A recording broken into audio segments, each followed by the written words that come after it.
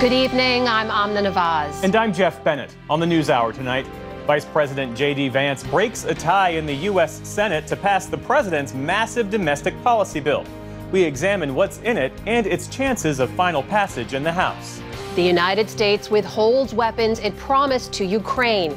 Another blow to the nation that's lost more territory to Russian forces in recent days. And how the Trump administration is trying to change how U.S. history is taught in schools and in museums. Our teachers in some areas are being told that they can't teach certain subject areas. Some teachers have left the classroom because they've thought, if I can't teach truth, then I'm not going to stay here.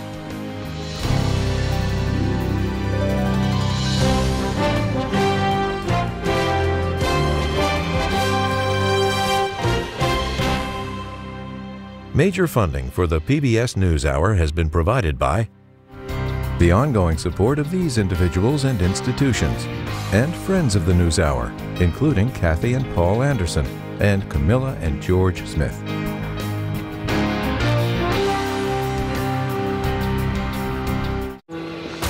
A successful business owner sells his company and restores his father's historic jazz club with his son. A Raymond James financial advisor gets to know you, your passions, and the way you bring people together. Life well planned. And with the ongoing support of these individuals and institutions.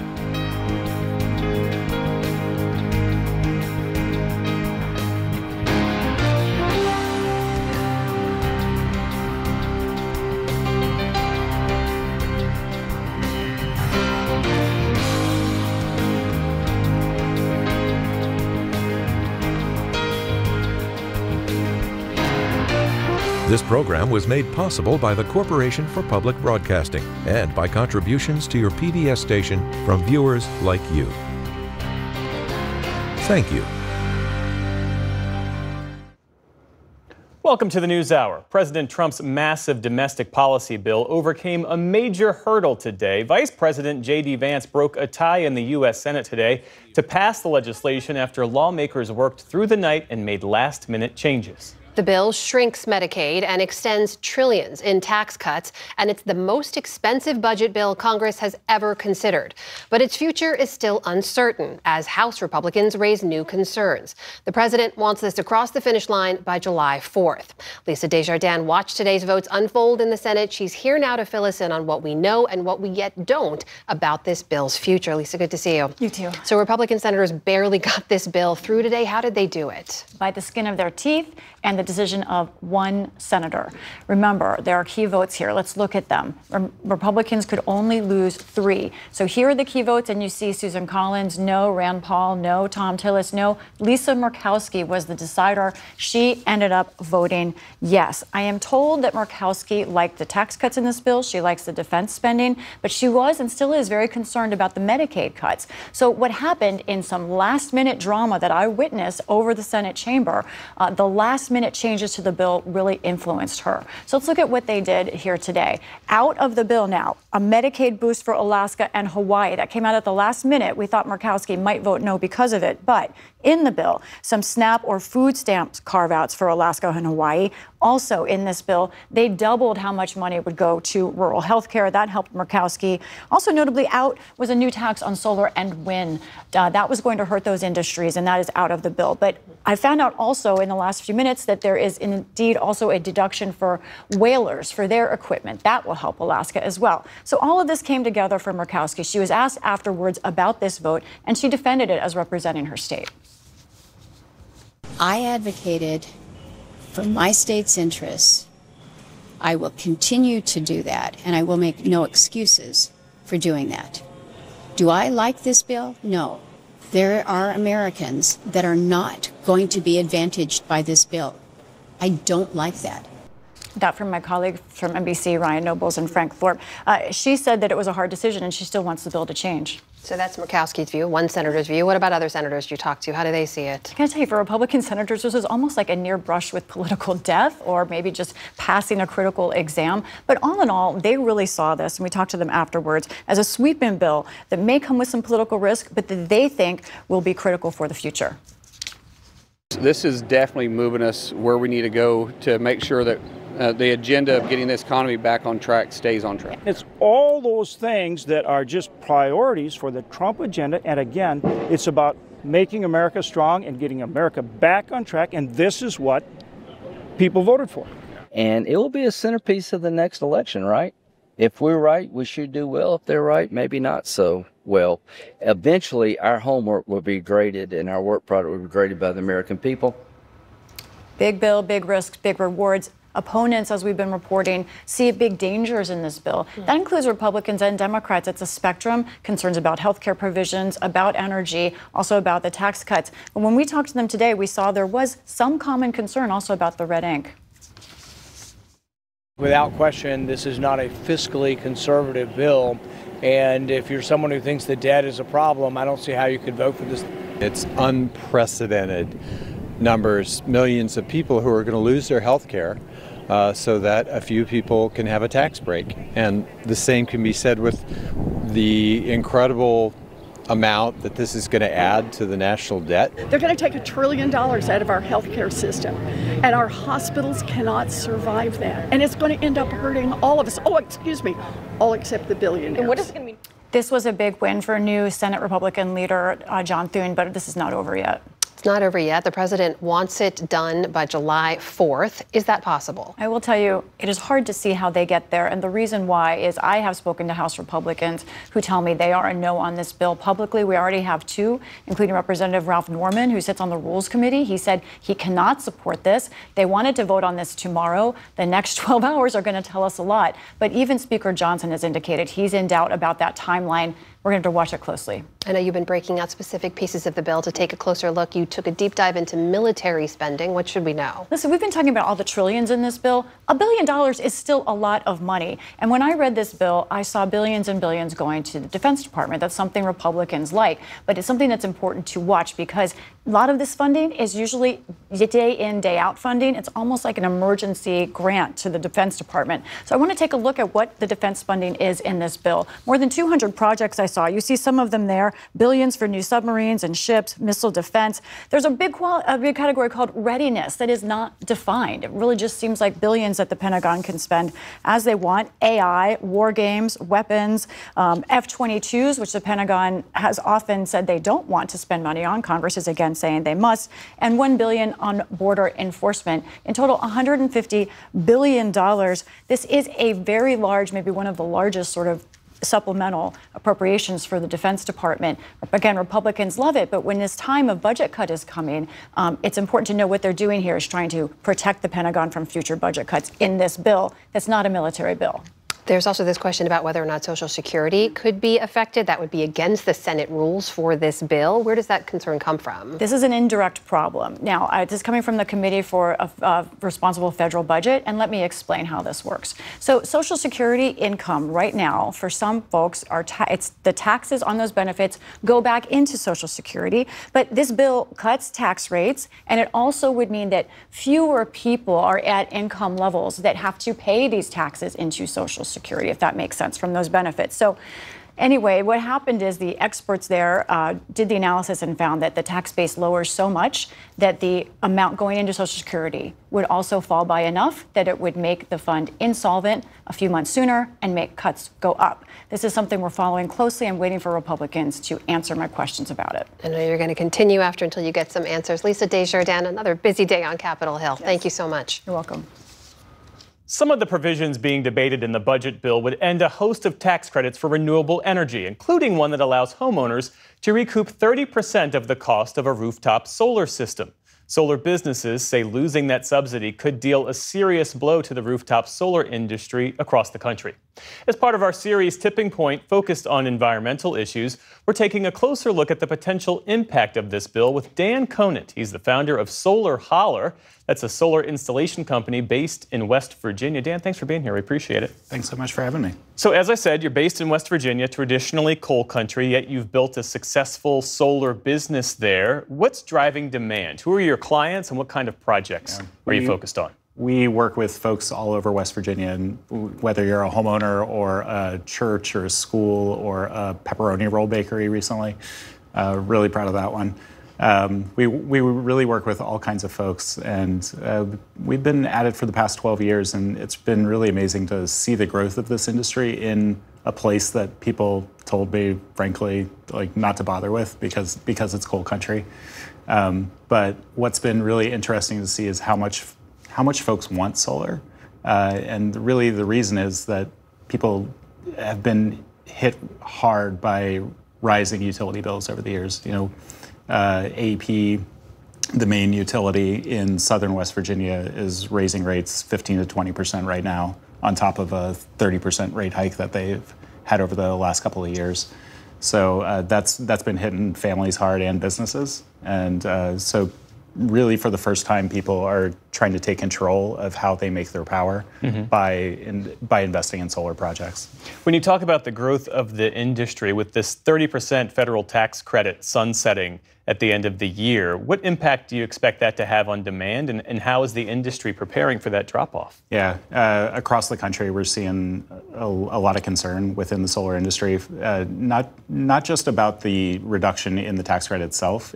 The bigger concern has really been around the speed, and folks are calling it a cliff. You know, we had been banking on solar credits being around for the next 10 years. Through the Inflation Reduction Act, everything was in place through 2033.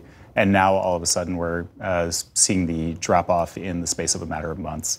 And so that's been the real concern that folks across the industry have been voicing. Well, you know, critics have said that the federal government has been artificially propping up the solar industry with these tax credits for years. What do you make of that? And can the industry survive without federal support? The industry will survive. We're not going anywhere. But I will say there's going to be a big drop-off in demand in the coming years. And unfortunately, that's coming at a really bad time.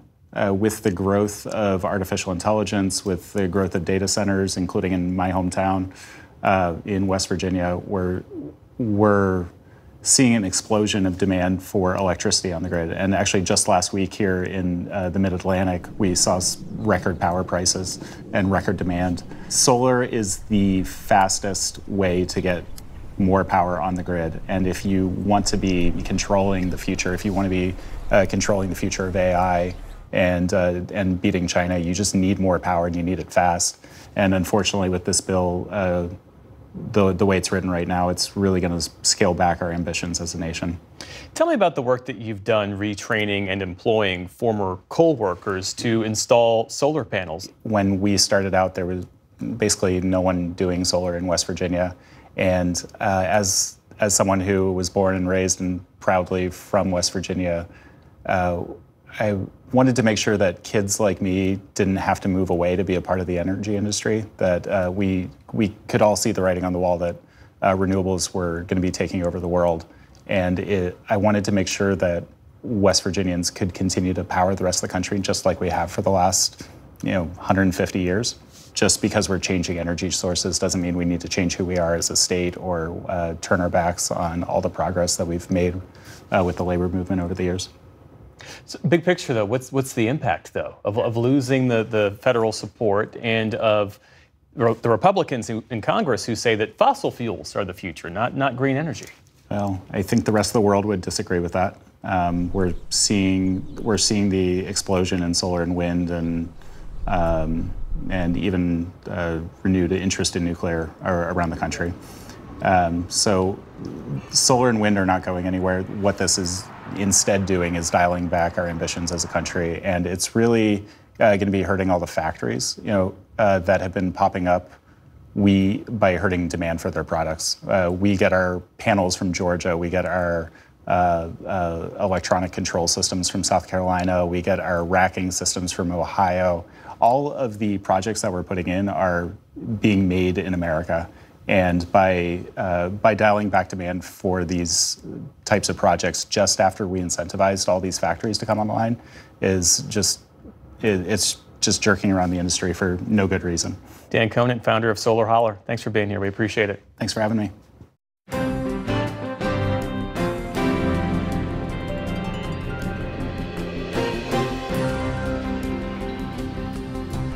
The day's other headlines begin with the sex trafficking trial of Sean P. Diddy Combs. Late today, the jury reached a partial verdict on 4 of the 5 counts against the hip-hop mogul. However, they were not able to reach a decision on the top charge, that's racketeering conspiracy. The jurors will return for deliberations tomorrow. Combs is also charged with sex trafficking and transportation to engage in prostitution. He denies all charges. Turning overseas, more than 165 international charities and aid organizations are calling for a shutdown of the Gaza Humanitarian Foundation. That's the new Israeli and U.S.-backed food distribution network in Gaza that's been plagued by violence. Palestinian health officials say more than 500 people have been killed near the sites in the past month, either by Israeli troops or strikes. The IDF says it only targets Hamas militants. Groups like Oxfam, Save the Children, and Amnesty International said in a statement that, quote, Palestinians in Gaza face an impossible choice: starve or risk being shot while trying desperately to reach food. The foundation has taken the place of many UN-backed groups because Israel says Hamas was siphoning aid. In Europe, the first major heat wave of the summer showed no signs of relenting and is expected to peak over the coming days. In Barcelona, Spain, temperatures topped a record for the month of June that stood for over 110 years. More than 400 climate shelters were opened across the city to give people access to air conditioning. Across Europe, tourists sought ways to keep cool, including here in Italy, where people doused themselves with water from fountains. 17 of Italy's 27 major cities were under red alert heat warnings, and it felt even hotter for travelers who are used to such conditions. I'm from Texas, so I'm kind of used to the hot because it gets about the same temperatures, but I expected it to be somewhere in the 80s, not in the almost 100 degrees. In Paris, the top of the Eiffel Tower was closed due to unsafe heat conditions as more than 1,000 schools across France were either partially or fully canceled. Temperatures in Paris remained at 101 degrees Fahrenheit even at sunset. The University of Pennsylvania has agreed to ban transgender athletes from its women's sports in order to resolve its federal civil rights case with the Trump administration. The Department of Education said as part of the voluntary agreement that Penn will restore all individual Division I swimming records and titles to female athletes who lost to Leah Thomas, the transgender swimmer who last competed for the Ivy League school back in 2022 and became the center of controversy. In a statement to the NewsHour, Penn acknowledged the agreement and added, quote, Penn has always followed and continues to follow Title IX and the applicable policy of the NCAA regarding transgender athletes. A federal judge in Rhode Island today blocked the Department of Health and Human Services from moving forward with mass layoffs and ordered the agency to stop its plans to restructure the workforce. District Judge Melissa DuBose granted a preliminary injunction sought by 19 Democratic-led states and the District of Columbia, writing the action was both arbitrary and capricious, as well as contrary to law. The judge also ordered the parties to address whether the Supreme Court's recent ruling on limiting injunctions should apply to her order. The ruling comes just one day before thousands of layoffs were set to become final. Still, today marks the end of an era for 6 decades of U.S. foreign assistance. The U.S. Agency for International Development, or USAID, has been officially closed and absorbed into the U.S. State Department. It's the final step for the aid agency that was a first target for cuts by the Trump administration and then by Elon Musk's Doge. In a statement, Secretary of State Marco Rubio said, beyond creating a globe-spanning NGO industrial complex at taxpayer expense, USAID has little to show since the end of the Cold War. This era of government-sanctioned inefficiency has officially come to an end.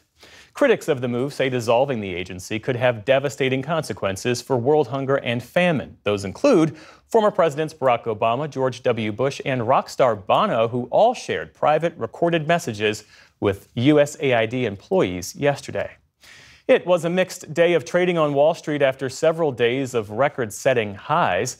The Dow Jones Industrial Average was the only gain among the major indices, adding almost 1%. The Nasdaq fell by close to a percentage point, while the S&P 500 slipped just marginally. And one of the most well-known televangelists in America, Jimmy Swaggart, has died. Stephanie Sy has our look at his life, controversies, and legacy he leaves behind. Jesus, Jesus. Whether he was bellowing gospel at the piano or delivering a thunderous sermon. When I'm sleeping, it's Jesus. I eat Jesus, dream Jesus, think Jesus, talk Jesus 24 hours a day. Jimmy Swaggart knew how to captivate an audience. Congregates in church moved to tears, and millions more tuning in from home. You shall never thirst. He was one of the most popular televangelists of the early 1980s, crusading around the globe with his multi-million-dollar ministry. It was a far cry from his early days, growing up poor in Louisiana. His ministry started in 1955. He began broadcasting on the radio in the 60s, then started a magazine, and soon rose to fame on TV. Swaggart's telecast aired in more than 140 countries. You were made for more than profanity and filth and obscenity and to burn in hell. You were made in the image of God to walk in the image of your Father forever and forever. Hallelujah. But the worldly temptations Swaggart warned against would eventually lead to his own downfall. In the late 80s and early 90s, he was caught in multiple scandals involving prostitutes. I have sinned against you, my Lord. Swaggart kept preaching for decades, but to dwindling audiences. 2 weeks ago, his family announced he went into cardiac arrest. He never regained consciousness. Jimmy Swaggart was 90 years old. For the PBS NewsHour, I'm Stephanie Sy. Still to come on the NewsHour, President Trump visits a new migrant detention center as Congress prepares to approve a windfall for his crackdown. A NewsHour poll reveals Americans' views on key Trump administration policies, and a twice-a-year shot prompts hopes of curbing new cases of HIV. This is the PBS NewsHour from the David M. Rubenstein studio at WETA in Washington, and in the West from the Walter Cronkite School of Journalism at Arizona State University. The NewsHour has learned that the United States is holding back weapons that the Biden administration and the last Congress marked for Ukraine. This comes as Russia has made territorial gains in Ukraine in recent days and blasted the country with unrelenting drone and missile attacks. Nick Schifrin is here now with more. So, Nick, tell us what you've learned about these weapons that were scheduled to go to Ukraine. The Trump administration has halted weapons that Ukraine was scheduled to receive that, as you said, Amna, were appropriated by last term's Congress and authorized by the Biden administration. The list includes these weapons: Patriot air defense missiles, 155 millimeter artillery rounds, Gimler missiles, those are fired by a multiple launch rocket system, surface-to-air Stinger missiles, and missiles fired by jets, known as AIM-7 and Hellfire missiles. Tonight, Deputy White House Press Secretary Anna Kelly tells me, quote, "This decision was made to put America's interests first following a Department of Defense review of our nation's military support and assistance to other countries across the globe. The strength of the United States Armed Forces remains unquestioned. Just ask Iran." A separate U.S. official tells me that this decision was based on a Department of Defense readiness review, meaning that officials believe that sending these weapons to Ukraine would reduce the U.S.'s ability to be ready for any contingency, of course, especially China. So in terms of real-world impacts from the cutting off of these weapons, what do we know? What could be the impact? I've been asking Ukrainian officials to respond to this since last night, and they've all declined. But they've made clear over time that they especially need air defense missiles. Patriots, alongside other air defense, are used to defend key Ukrainian sites, as well as its population and cities, from what is daily attack by Russia. In fact, Ukraine says Russia launched more than 5,400 drone attacks in June. A new UN report says there's been a 37% rise in civilian deaths and injuries over the last 6 months. The cuts will also affect Ukraine's military's ability to go on offense. You see there those Gimlers fired by Ukraine to target concentrations of Russian troops and key targets inside of Russia because they can fly 40 miles. Take a listen to Major General David Baldwin. He was recently the former Adjutant General of the California National Guard, which has been training Ukrainian troops since before the full-scale invasion by Russia, and he continues to go to Ukraine to assist Ukrainian defense firms.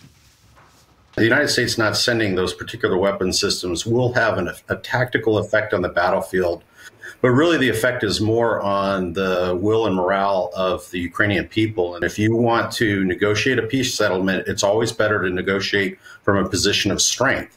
And that position of strength comes by continuing for the United States and our Western allies to supply arms, aid, and material to the Ukrainians so they can continue to fight this illegal aggression.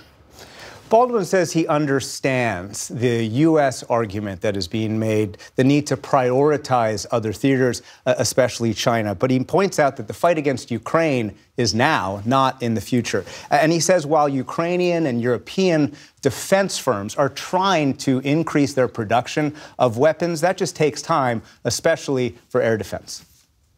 They're not quite ready, and they're certainly not ready to start producing super sophisticated weapon systems like Patriots. The answer is unfortunately a tough one for the United States government.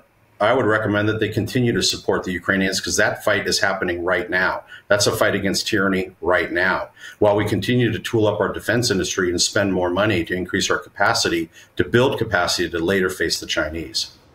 And that is the argument, Amna, that U.S. officials inside the government who did want these weapons to continue to go to Ukraine, that's the argument they've been making. So put all this in context for us, Nick. We reported earlier that Russia's been making territorial gains in Ukraine in recent days. What should we know about that? Over the last few months, Russia says that it has seized about 360 miles inside Ukraine. To give you a little context, that's about the size of Indianapolis over the last few months.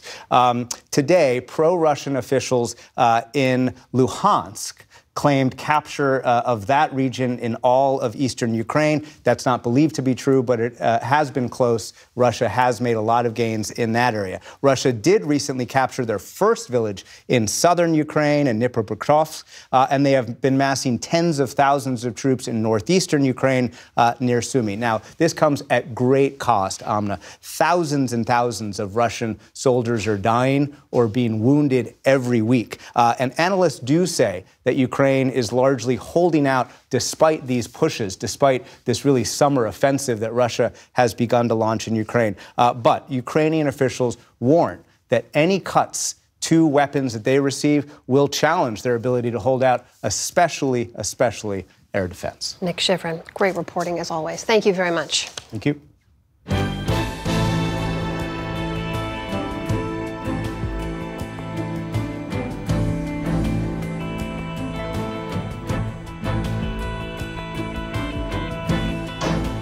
As Republicans try to push through their big bill that would inject billions of dollars into President Trump's deportation campaign, the president today visited a new detention center in Florida. The facility, dubbed Alligator Alcatraz by local officials, is located at an airport in the Florida Everglades and is set to hold up to 5,000 beds.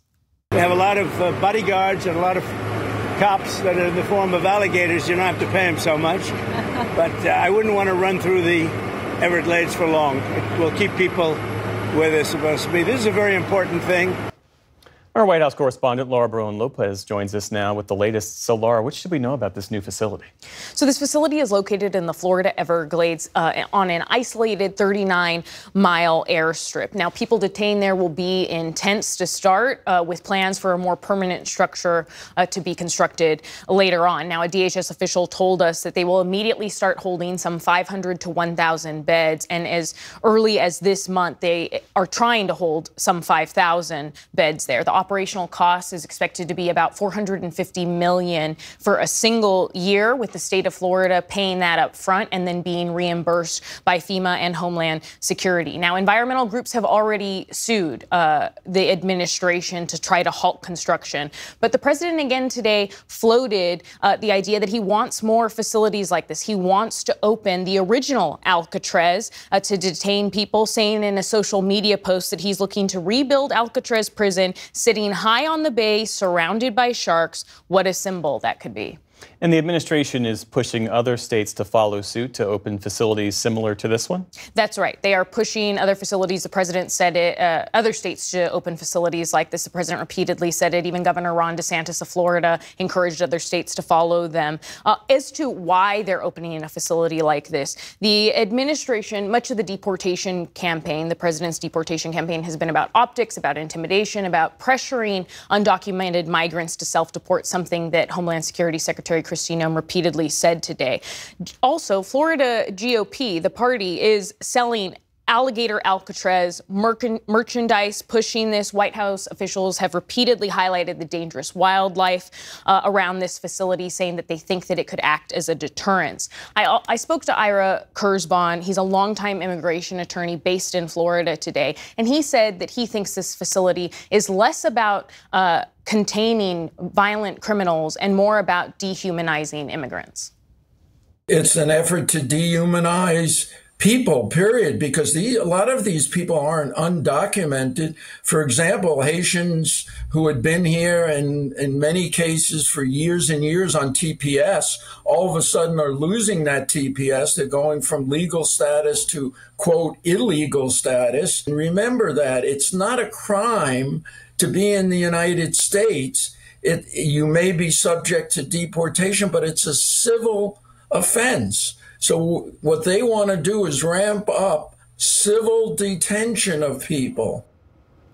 Temporary protected status, that's that TPS that Ira is talking about. Now, that has been stripped from Haitians and other immigrants, and hundreds of thousands of immigrants have actually lost some form of legal status due to the Trump administration's efforts. And Laura, I know you're also tracking the case involving Kilmar Abrego Garcia, the man who was mistakenly deported initially to El Salvador. Tell us about that and what his case says about the Trump administration's overall deportation agenda. So there are some contradictions happening right now with the Trump administration's agenda. They have said repeatedly that they are seeking out violent criminals, public safety threats, and they have been zealously pursuing their prosecution of Abrego Garcia after bringing him back from El Salvador. But as they've been pursuing that, in their case against Garcia, recent court documents and reporting show that the Trump administration has agreed to release a 3-time felon from prison and agreed to not to deport him for at least a year in exchange for cooperation, in exchange for testimony against Kilmar Abrego Garcia. And also over the last few months, the Trump administration has worked to drop cases against MS-13 gang leaders while they've been pursuing their case against Abrego Garcia. Now, currently, Garcia is still in federal custody at the request of his lawyers because they're concerned that if he's released, the administration may pursue quick deportation proceedings. And one last thing about the president's trip to Florida today. We heard him step up his threats to denaturalize his perceived political opponents. What more did he say? Today, the president raised this 2 times during his trip to Florida, saying that he's open to denaturalization investigations into both billionaire Elon Musk as well as New York City Democratic mayoral candidate Zohran Mamdani. And he was asked what he would do if Mamdani is actually elected and decides to not cooperate with ICE arresting undocumented immigrants. And this is what the president had to say. Well, then we'll have to arrest him. Look, we don't need a communist in this country, but if we have one, I'm going to be watching over him very carefully on behalf of the nation. And a lot of people are saying he's here illegally. We're going to look at everything. This comes also as the Justice Department made public this week that they are intending to prioritize denaturalization investigations into a number of immigrants. Jeff? Laura Barone-Lopez. Laura, thank you. Thank you.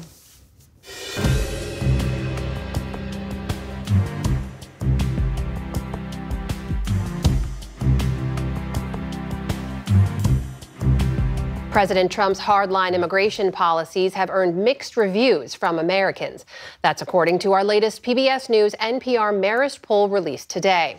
To walk us through some of the new numbers, I'm joined now by NPR's Domenico Montanaro. Great to see you. Hey, great to be with you. Let's pick up on immigration that Laura was just reporting on. It was a central issue for Mr. Trump's reelection campaign. How do voters look at this issue at this point in his presidency? Well, his handling of immigration mirrors his overall job approval rating. Only 43% say that they approve of the job that the president is doing when it comes to handling immigration. 52% disapprove. And like I said, that's the same number as approve and disapprove of him overall. He doesn't get really good marks on almost anything either. Only 41% approve of his job on foreign policy and just 39% on the economy. So immigration's the best of those, but still not great. Domenico, like a lot of issues, it gets more interesting the deeper you go. Our colleague Josh Baraha spoke to a number of voters about the president's immigration agenda. One, a man named Stephen Singh, who's an independent voter in California, had this to say. I would love a more streamlined pathway to citizenship for immigrants. I don't want to see students deported. I hate to see students being deported as a weapon to spread someone's political ideals and to silence others. So the nuanced answer is there are some cases where I think his immigration policy is spot on, and there's some where I think it's overstepping the bounds. Is that view showing up in the polling? Yeah, I mean, in reality, views of immigration are much more nuanced than sometimes the political debate lends itself to be. Republicans feel very strongly one way, Democrats feel very strongly another way. When we look directly at deportation policies and whether or not they're making the country more safe, less safe, or not having any impact, you can see there 43% say that Trump's deportation policies are making the country safer. 33% say less safe. A quarter say no impact at all. When it comes to how that breaks down by party, as we were talking about, 81% of Republicans think that his policies are making the country safer. Only 17% of Democrats are, with just 34% of independents as well saying that they think that his policies are making the country safer. And when it comes to who is being impacted and targeted in these policies, how do Americans view that? And reflecting a lot of what we heard that voter say there's a real range. There's a wide range here. When it comes to violent offenders, people who are convicted of crimes, who are in the country without permanent legal status, 80% say deport them. When it comes to nonviolent offenders, those convicted of crimes but nonviolent crimes, almost 6 in 10 also say to deport them as well. But it gets a lot trickier for Trump the further down we go. We heard that person talk about those who have overstayed visas. Only 49% say that they should be deported, real split in the country. And when it comes to those industry workers, people in the food and agricultural industry, for example, 44% say that they should be deported. A majority say don't do that. So we've seen a number of these immigration policies, other policies of the president ending up in court. There's a mixed bag in terms of where the rulings are landed, but there are questions being raised by the president and his supporters about whether or not the president needs to comply with those court orders. How do people feel about this issue? Well, overall, 82% of people said that they think that any president should follow court orders, even if he or she doesn't like them. When you dig a little bit deeper into those numbers, though, 22% of Republicans only said that they feel strongly about this, as opposed to big majorities of independents and Democrats who said strongly that they think a president should follow. So I guess if there's something they really don't like, they might be able to give Trump a little bit of leash. Here's the other thing that stuck out to me. Going into Independence Day, the poll showed a striking number of people who say they are concerned about the state of democracy in America. What should we understand about that? Yeah, it's really interesting. 3/4 of people say that there is a serious threat to democracy. 3/4 of people also say that politically motivated violence is a major threat, a major problem in the country as well. So you have a lot of people who really feel uneasy right now about the situation in the country, the polarization that exists in the country, but they have very little faith in their political leadership as well. Fascinating look where the country is right now. NPR's Domenico Montanaro. Thank you so much. You're welcome.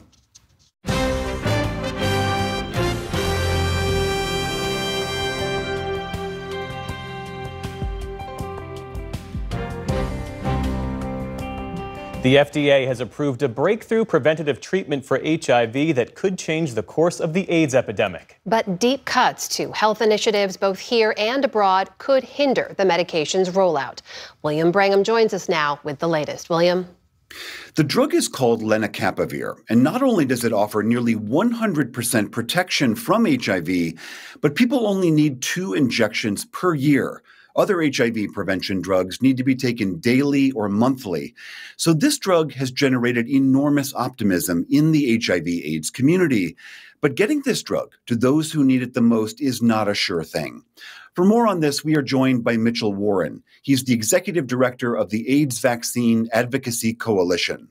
Washington. Mitchell, Warren, so good to have you on the program. So a lot of excitement about this new medication, nearly perfect protection. But as I mentioned, it's 2 injections per year. Can you explain why that timing is so significant? Thank you so much for having me, and I'm delighted to be able to talk about this because it is one of the most exciting moments in HIV prevention, frankly, in 44 years of this pandemic. 13 years ago this month, in fact, the U.S. Food and Drug Administration approved daily oral PrEP, the idea that you described of taking a pill every day to prevent HIV.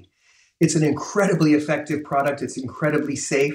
By taking a pill every day for a condition that doesn't exist for prevention is hard. And we've seen sluggish rollout for some people and a hard time to adhere to taking a pill every day. So the idea of only needing to come into the clinic twice a year to get these injections makes it a potentially more feasible intervention for people who are at risk of HIV. And so there is a lot of enthusiasm. And then, as you say, the data presented just last year showed near perfect protection in 2 different trials. So at least conceptually, this is our best shot, literally, to prevent infections that we've ever had. So who are the people that are most likely to use this medication? So PrEP is indicated and now approved by the FDA for anybody who is at risk of transmission of HIV. And that can mean pretty much anybody who's sexually active or people who use drugs, the classic routes of transmission. The important part of PrEP programs, though, are not just the products, whether that's a daily pill or this injection. It's really helping people understand their own sexuality, their own risk. It is certainly going to be used by some gay men and men who have sex with men, transgender individuals, people who inject drugs, sex workers, young women in particularly in East and Southern Africa, where we see high rates of HIV. So it's really about helping people understand their own sexuality, their own sexual risk, and hopefully empowering them to make decisions to pick any of these PrEP products or a condom to be safe in preventing HIV. This breakthrough comes as we've also seen large cuts by the Trump administration to foreign aid. And given that the U.S. is one of perhaps the world's biggest supporter and funder of HIV care and prevention, what is your sense as to what those cuts mean as far as getting this drug to the people who need it the most?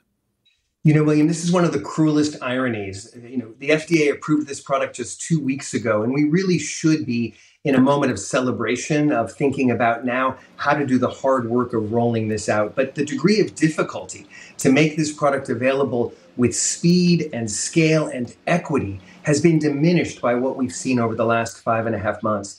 The presidential administration is really dismantled. And as you will know, today is the first day we have the absence of the U.S. Agency for International Development, which was gutted by the administration.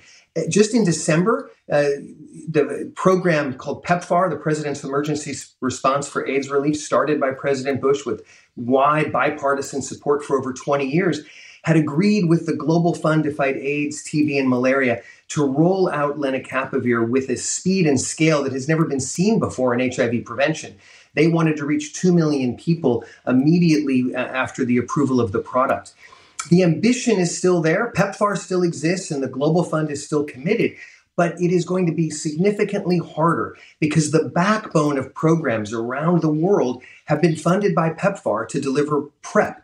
So we've got to really look at how we, in a sense, stabilize the patient, stabilize the PrEP programs that have existed, delivering oral PrEP and an earlier injection that you get every 2 months, to now transitioning to this every 6-month injection. So the will is there. The commitment from political leadership at country level and certainly at the Global Fund is there. But in the absence of USAID and with a greatly diminished PEPFAR, it's going to be harder. And it's coming at such a difficult moment because the science is so promising. And we really are on the cusp of turning the tide on this epidemic. And we are now set back, even in the midst of this exciting news. And what about the distribution of the drug here in the U.S.?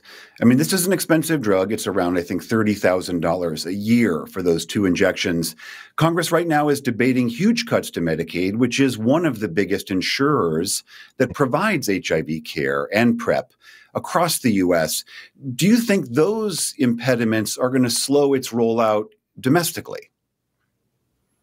I fear that it might. And again, it's another one of these cruel ironies. In this president's first administration, one of the great surprises was his announcement in a State of the Union address in 2019 that he wanted to end the HIV epidemic in this country by 2030.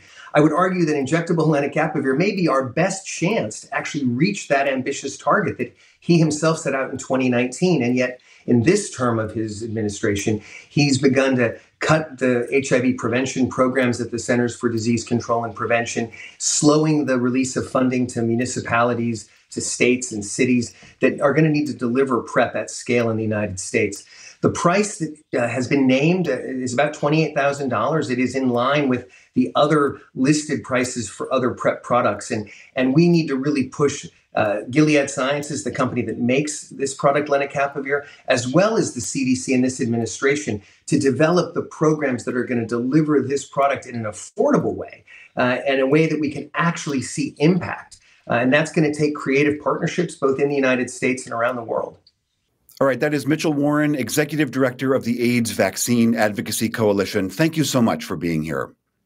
Thank you so much for covering this important topic.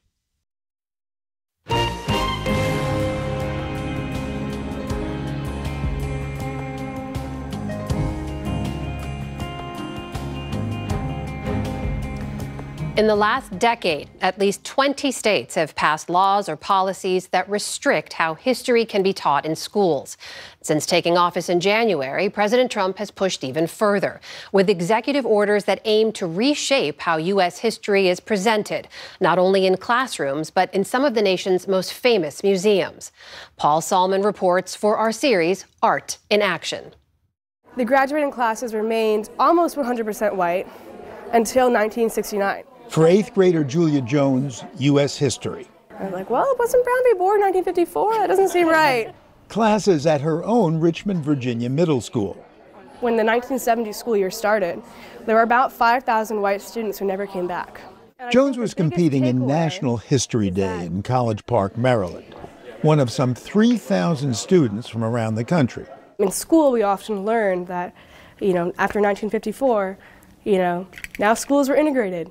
Now black and white students could learn together, and it's a big victory. But then when you learn this history, you realize that really wasn't the case. Students picked their own topics, drafting the Declaration of Independence, the evolution of labor unions, Japanese internment camps during World War II. We are telling the kids that you have to look at all the angles, and you have to back up what you're saying with evidence. Kathy Gorn runs National History Day, held every year since 1974. You guys pick me a winner? But this year's different, after federal cuts hit home in April. We had 2 grants, and the total amount we lost was $336,000, right in the middle of everything. The grants were among more than 1,000 terminated at the National Endowment for the Humanities. Private donors bailed out this year's competition, but the cloud hovers. Our teachers in some areas are being told that they can't teach certain subject areas. Some teachers have left the classroom because they've thought, if I can't teach truth, then I'm not going to stay here. So what's driving the cuts? So I think we've ended up with really the wrong approach to historical education. It's way worse than that. Wokeness has become the new curriculum. We have an education system that teaches our children to be ashamed of themselves in many cases, to hate our country despite... In January, the president signed an executive order promoting patriotic, as opposed to supposedly woke, education. Americans should not be felt that they have to live in shame or that there is a collective guilt to be carried. Mike Gonzalez, who fled Fidel Castro's Cuba as a child in the 70s, works for the Heritage Foundation and helped write Project 2025, the conservative blueprint for President Trump's second term. Do you think America has or has had a racism problem? Yeah. I mean, we had systemic racism. If you were a black couple in Alabama in 1950, you couldn't go to the lunch counter and get a sandwich. Yeah, I would call that a racism problem. Do we still have it? I think there are individual racists. I think there's ugly racism. But by the way, and I think just so we should be ever vigilant and prosecute these things, we haven't been able to get rid of murder, rape, theft. We're probably not going to be able to get rid of racism. So how do we strike the right balance in teaching, commemorating, let's say, the history of slavery or Jim Crow or the civil rights movement? I think you have to put it in the proper context. I don't know anybody who says, no, we cannot teach about slavery. But you have to also add, 12 million, Africans were brought in the continent of Africa, made it across to the New World. Of that, 400,000 came here. In other words, 3%. Slavery was practiced in the rest of the Americas extensively, much more extensively than here in my own country of birth, and was practiced in biblical times. It was practiced in antiquity. So there's a long history of man not being kind to man. In March, President Trump followed up with another executive order targeting museums, directing Vice President Vance to remove divisive and anti-American ideology from Smithsonian galleries in Washington and New York. It's now in effect.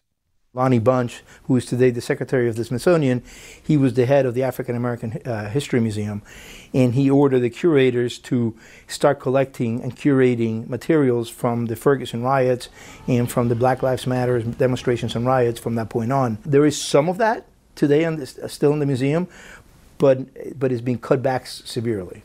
The Smithsonian had no comment about those specific cuts, but the board has stated that museums, quote, must be a welcoming place of knowledge and discovery for all Americans and do more to further foundational values. And this is the march route that marchers took, led by Dr. King in 1965. For those who protect historic sites, the work now feels more urgent. Philip Howard is a civil rights preservationist in Alabama. I don't believe this work is controversial. I believe it is just as important to protect this history as it is to protect battlefields of the Civil War, our homes of the Founding Fathers. Even though the Trump administration, at least at the moment, is trying to reframe history to make it more positive. I don't think there is a more positive American story than the Civil Rights Movement. In March, the Montgomery bus station, home to the Freedom Rides Museum, was one of more than 400 federal buildings deemed not, quote, core to government operations and slated for sale. After an uproar, however, the museum was dropped from the list. The challenges we face today are minuscule compared to the history we're trying to preserve. Howard crisscrosses Alabama and Mississippi for the Conservation Fund, a real estate nonprofit that partners with local communities to protect historic sites. Raise your hand if you were on the bridge during Bloody Sunday.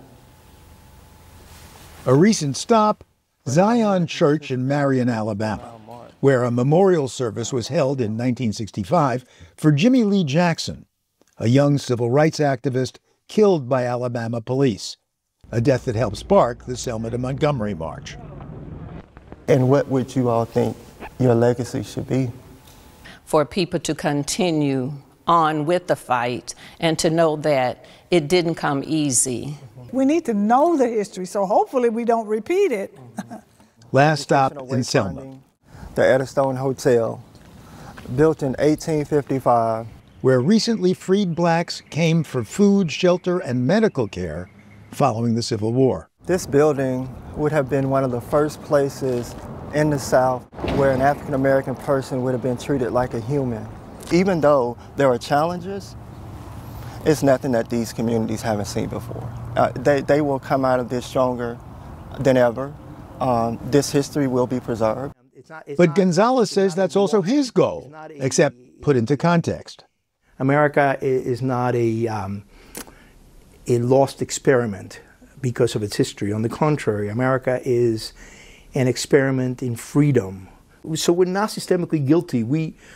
We did these things happened, all of us, in every country on earth. We should learn about them, and we should, and we should also understand the good. This is a great country that people should be proud of and people should be inspired by. Well, those folks out there that are saying that if we teach complete history, if we teach the tragic parts of our past, that we're going to be making kids feel bad, or we're going to be making them feel guilty, right? The exact opposite is true. It gives them a greater understanding of how Americans have worked so hard to make their country better. And then when you do that, you are helping to create thoughtful, informed patriots, not blind ones. But the future of how U.S. history is told? Up, as it long has been, for debate. For the PBS NewsHour, Paul Solman.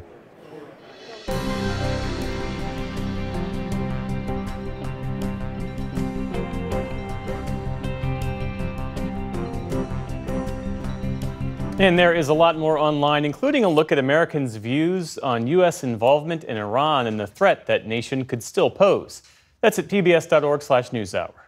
And that is the NewsHour for tonight. I'm Amna Nawaz. And I'm Jeff Bennett. For all of us here at the NewsHour, thanks for spending part of your evening with us. Major funding for the PBS NewsHour has been provided by the William and Flora Hewlett Foundation. For more than 50 years, advancing ideas and supporting institutions to promote a better world at hewlett.org.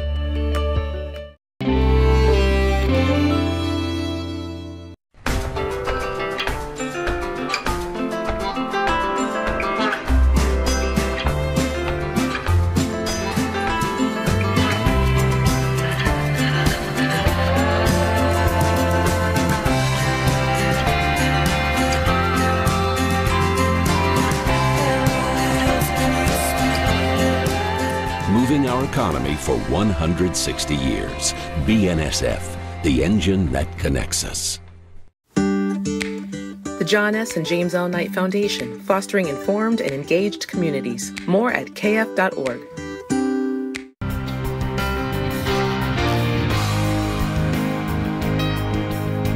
Carnegie Corporation of New York, working to reduce political polarization through philanthropic support for education, democracy, and peace. More information at carnegie.org. And with the ongoing support of these institutions.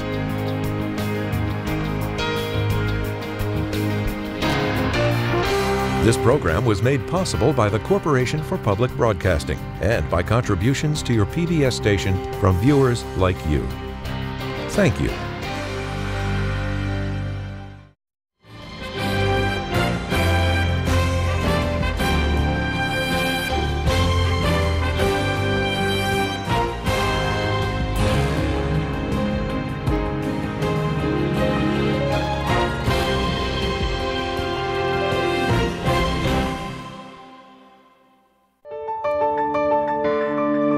You're watching PBS.